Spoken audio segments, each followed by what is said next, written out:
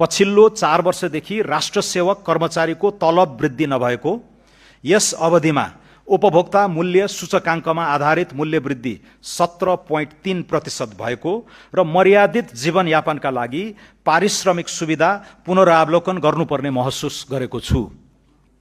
कर्मचारीले हाल प्राप्त गरिरहेको महँगी भत्तालाई निरन्तरता दिँदै सुरु स्केलमा 10% तलब वृद्धि गरेको छु। कार्य सम्पादनमा आधारित पारिश्रमिक प्रणालीको सुरुवात गर्न नयाँ तलब मानको 10% मासिक प्रोत्साहन भत्ताको व्यवस्था गरेको छु।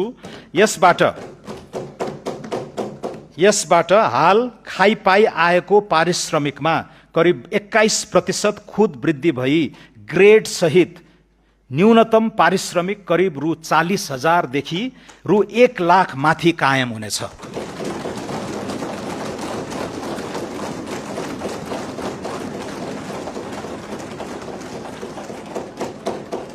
नयाँ तलब स्केल सम्बत 2083 साउन 1 गतेदेखि लागू हुनेछ।